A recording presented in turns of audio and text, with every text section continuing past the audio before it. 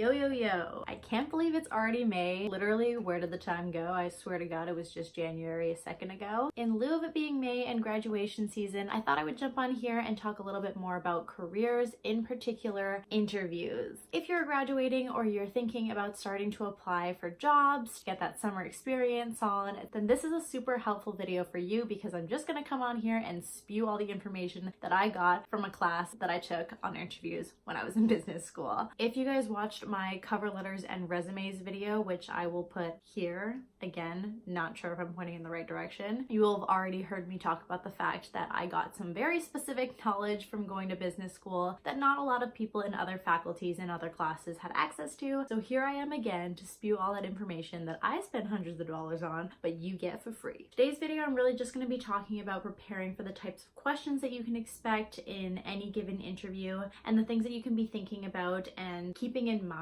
when it comes to any interview that you could have in the potential future, so that it comes naturally and that you're prepared for anything that's thrown at you. A lot of the times you'll find that interviews happen sporadically. Even if you're just meeting someone who could be a potential employer, they could whip out these fast interview questions and you should be as prepared as possible. So let's just get into the types of questions that they're going to ask. I'm sure you guys have all heard the types of questions, but I'm going to tell you how you should be answering them and things that you should be keeping in mind when you approach these types of questions. First things first is the tell me about yourself question. Your employers don't want to know how old you are, what your favorite color is, what your favorite food is. Honestly, they don't care too much about your personal life, although if it does come up in natural conversation and you're becoming buddy-buddy with your interviewer, that's totally fine. But when your employer is asking you, tell me about yourself, what they're trying to get from you is how you ended up to where you are right now. Why are you sitting in front of them? Why are you applying for this job? Tell them a very spark note story of how you got to where you are. For example, for me, if I'm applying for something, likely it is something creative, something around marketing, maybe even something lifestyle or fashion, and I will tell them the story of how I wanted to be a fashion designer growing up, wanted to open up as many opportunities for myself, so I went into business instead of fashion, realized that I could mix those two together, and that's what brought me to applying to that job. I'll talk about my love for social media, etc., etc. You want to keep it short, but you also want them to get a visual picture of all the decisions you made throughout your life to get to where you are, including the things that you're passionate about, the things that you discover throughout your journey, the things that you value moving forward, and the things that you want out of this position. That first tell me about yourself question is a way to get to know you, but it's also a good way for them to judge whether or not you truly want that job and whether or not you'd be a good fit moving forward in the interview.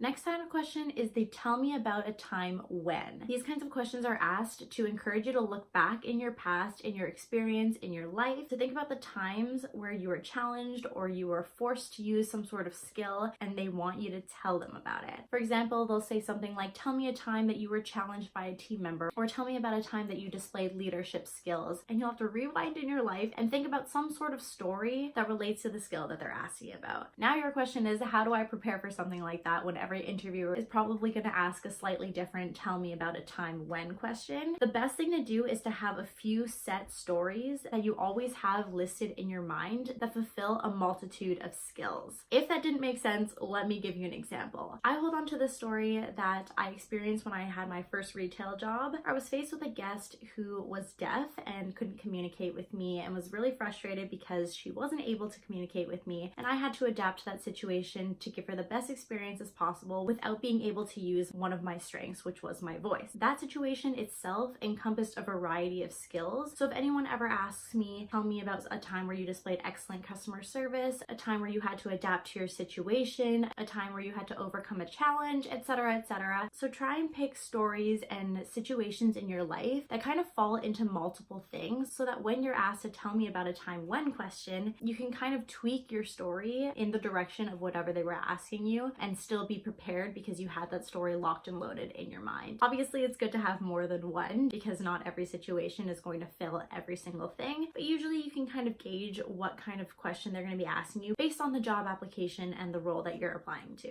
Then alongside the tell me about the time when, they're going to ask you situational questions. They're kind of the same thing, but slightly different. Situational questions are more so painting you a picture of a potential situation and them asking you how you would deal with it. For example, if I'm an interviewer and I'm interviewing you and it's a role for some sort of customer service job, I would ask you, if you were faced with a difficult customer, how would you react? How would you handle the situation? And you would then explain to me step by step what you would do to mitigate that situation. Usually those questions are going to be challenges. They're not going to ask you how you're going to deal with positive things. So keep that in mind when you're preparing for this type of question. The best way to prepare for these kinds of questions is to think about the job that you're applying for and thinking about all the challenges and all the things that could potentially go wrong within that role, so that you can think of all the things that you would do to resolve all the problems that you listed out in the first place. What I will say is this, and I'll probably repeat it later in this video, but what they're really looking for is not your answer, but your thought process. They want to know all the things that you're thinking of and how you would react based on the things that you thought of in that situation. So honestly, best practice is to break it down. Be like, well, if I was faced with this guest and they were causing a scene and they were affecting other people's guest experience, I would pull them aside, have a genuine conversation with them, make sure my body language is this, blah, blah, blah, blah, blah, blah, blah, blah, blah, blah, blah, so that you can show that interviewer that you're thinking about that situation from every point of view and that your thought process is really well thought through and in-depth. Next one, and this one is probably the hardest one. I've actually never been asked this question, but I know for a lot of bigger companies or business-oriented companies or challenging roles that you're applying to will add this question in, and it's the wildcard question. These questions are completely hypothetical. They're very just out there. Honestly, the first time you're asked a question like that, you're gonna be like, what the damn hell? But like I said before, this is a way for the interviewer to test you on your thought process. A wildcard question will be something that's not at all related to the job, but will be the perfect opportunity to show them that you are thinking about things super in-depth and super critically. For example, when I was taking my class, we had these fake interviews at the end of the year, and my wildcard question was, how would you reconstruct a snake? Had nothing to do with the role that I was fake applying to, and it was completely out of nowhere. And I basically gave this whole spiel about how I would make this panel of various people to identify the problems with the current snake, figure out what the future purpose of the snake was going to be, figure out all the good things about the current snake, all the bad things about the current snake, and work together as a team to reconstruct this newly perfect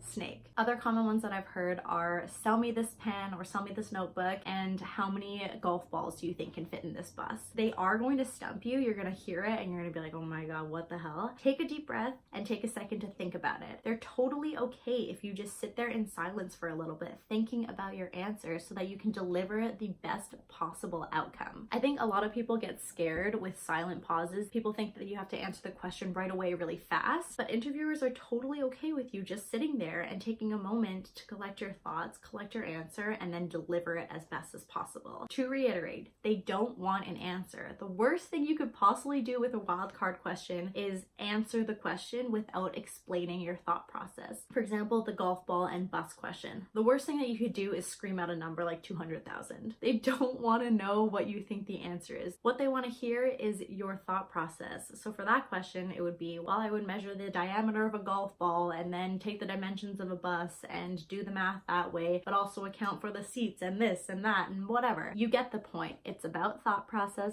not about the answer. And then the last thing I want to talk about in this whole interview question preparation video is that every role that you apply for and every company that you apply for will need to be prepared for a little differently, in the sense that you need to do your research on the role and on the company that you're applying for. I said this in my resume and cover letter video, but it applies here as well. Make sure that you are reading the job description, you're understanding all of your responsibilities, all the skills that you need to possess, the values, the company culture of the company that you're applying to, because it will show through in certain questions I didn't talk about in this video because I found that they're really redundant. For example, the strengths and weaknesses question, that's the perfect time to remember the list of skills that they required you to have in the job description that you can use to your advantage when you're speaking towards your strengths or the reasons that you want the job. Same thing with weaknesses. You can look through the skills, think of something that's not vital to the role that you're applying to, and talk about that as your weakness instead. And those are all ways to show that you did research on the actual position and the company that you're applying for. I hope that helped you in terms of big picture types of questions that an interviewer would ask you, and gave you some things to think about when going into your next interviews in the future. Let me know if it helped in the comments down below, and feel free to like and subscribe if you want, and I will hopefully see you in my next one. Bye!